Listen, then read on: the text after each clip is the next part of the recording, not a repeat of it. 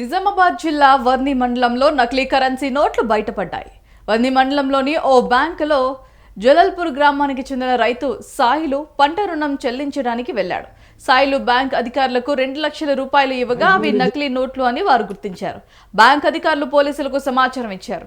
పోలీసులు రైతు సాయిలను అదుపులోకి తీసుకుని విచారిస్తే ఆ డబ్బు తన కొడుకు ఇచ్చాడని చెప్పారు. సాయిలు కొడుకుకి ఆ డబ్బు సర్పంచ్ ఎన్నికల్లో ఓ అభ్యర్థి ఇచ్చినట్లుగా తెలిపారు.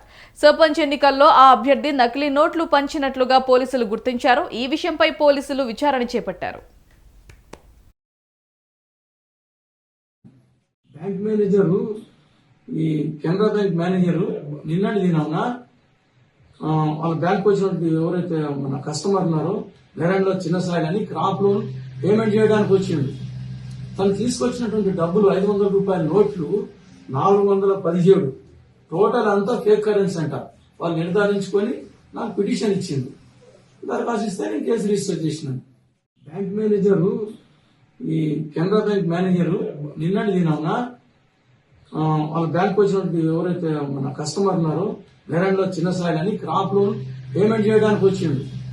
తను తీసుకొచ్చినటువంటి డబ్బులు 500 రూపాయల నోట్లు 417 టోటల్ అంతా ఫేక్ కరెన్సీ అంట. వాళ్ళు నిర్ధారించుకొని నాకు పిటిషన్ ఇచ్చింది. దరఖాస్తు ఇస్తే నేను కేసు రిజిస్టర్ చేసినాను. బ్యాంక్ మేనేజరు ఈ కెనరా బ్యాంక్ మేనేజరు నిన్నటి దినం